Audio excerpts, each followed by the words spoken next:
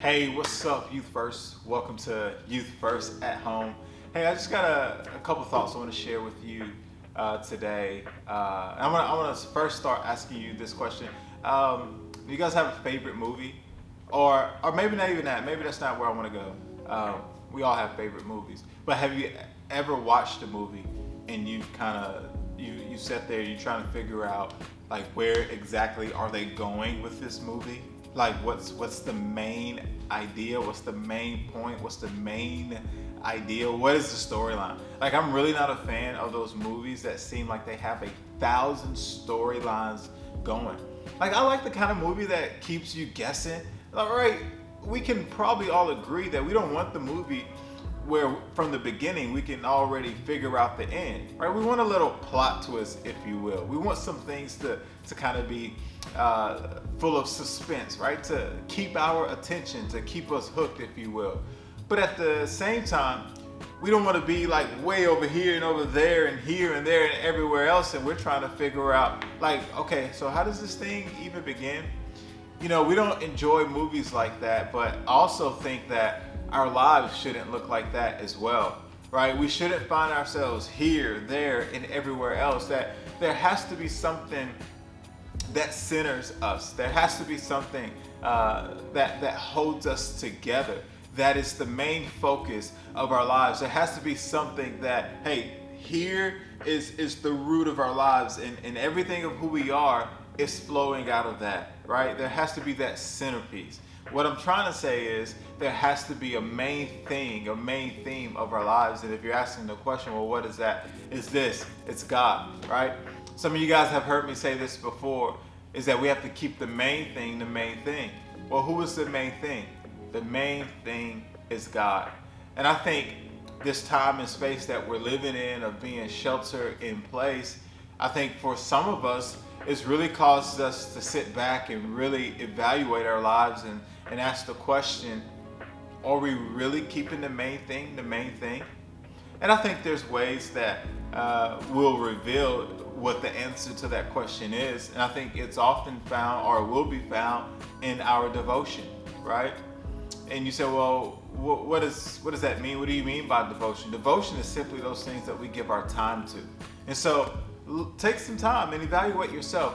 What have you given your time to during this whole season of being quarantined?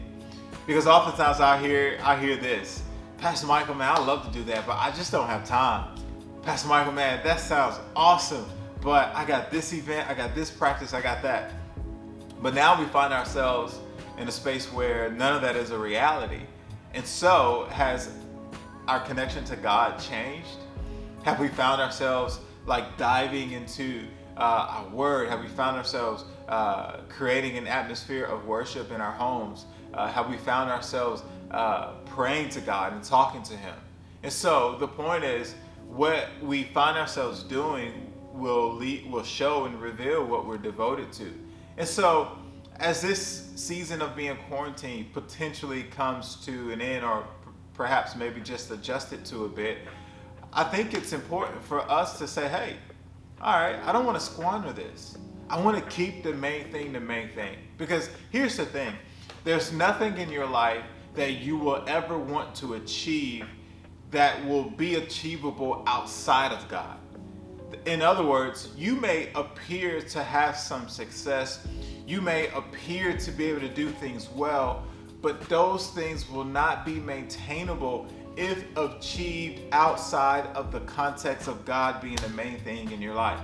And so my point is, making God the main thing of your life is not going to cause you to miss out on dreams, on goals, on aspirations. Oftentimes I hear people say, well, I want to be connected further to God, or in a deeper way with God, and I want to go after Him, but that kind of life is just boring. And I'll tell you this, that's not true. I think probably what you counted was just a boring Christian, right? We probably know people who aren't Christians that are boring. Guess what? Sometimes some Christians can be boring too, right? God's not boring.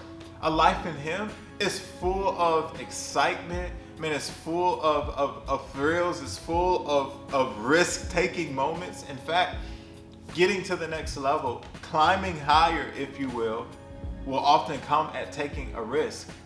I know for me in my own life, anything that I've ever achieved or anything that I've ever stepped into that was next, that was new, that was different, it always came with a significant risk. In fact, Pastor Katie and I, we talked about that all the time. From the moment we said I do, it seemed like our lives were full of risk-taking moments, but in all of those risks, it was God elevating us. But how did we see those opportunities? It's because we were connected to God. It's because we understood that He has to be the main thing in our lives, that we have to be devoted to Him.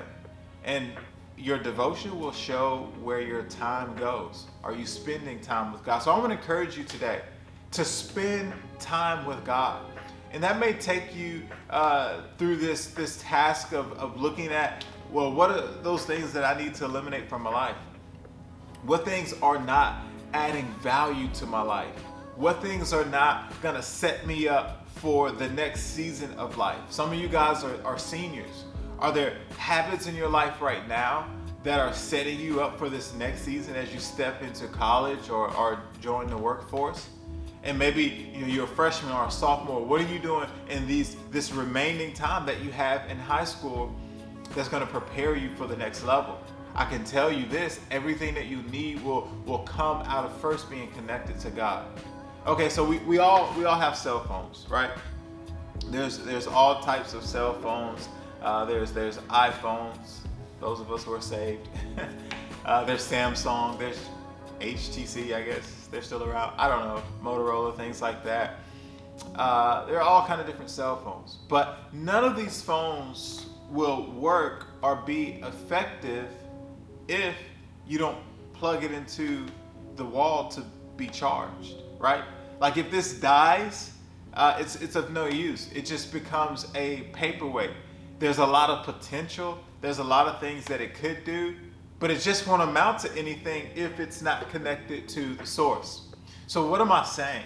Is that us as humans, look, we're all different. We're all come in different shapes and sizes, if you will. We all have cultural backgrounds, different ethnicities. We come from different family upbringings. We're just different, but yet we're the same.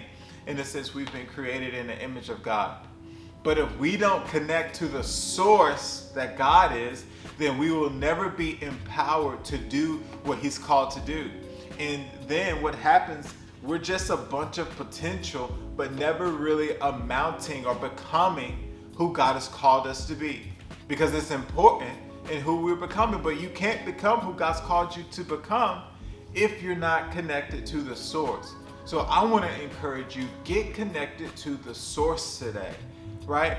Unplug from everything else and plug into the source that God is, right? Some of you guys are struggling with anxiety because you're allowing your source to be something that is not meant to really fuel you, to really empower you.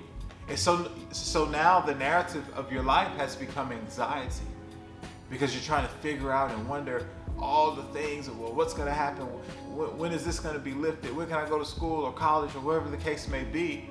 But when you plug into the source that God is, He will take your anxiety and give you peace. And you say, well, how?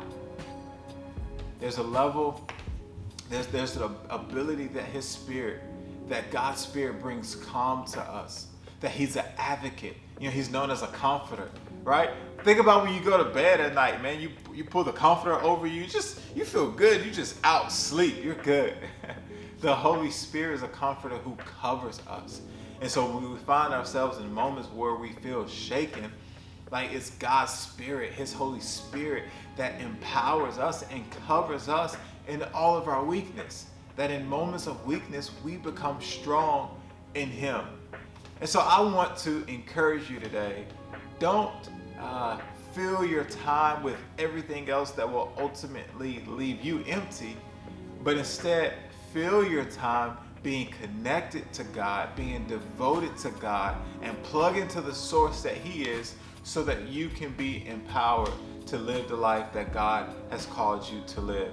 And so I hope that blesses you. I hope that encourages you. Man, Pastor Katie and I, the whole leadership team, we've been praying for you, thinking about you, and we can't wait for the day where we get to connect in a building. But until then, we're excited that we get to connect with Youth First at home. So do everything you can to stay connected with the content that we're posting on YouTube, on Instagram, and in other outlets. Man, we've got Zoom groups that are happening for the girls, for the ladies. They're happening on Friday at 3 and 4, for the fellas on Saturday. So be connected with that, because we grow together. In fact, God says in His Word, where there is unity, there's a blessing. And so let's be unified in this, so that when we step into the next season of the new rhythm, it's not a new normal, new rhythm. When we step into the new rhythm, but we're going to step into that rhythm stronger and better, because we stay connected to each other. So until then, hey, our next time rather, man, we love you guys, and we can't wait to see you soon. Love you guys.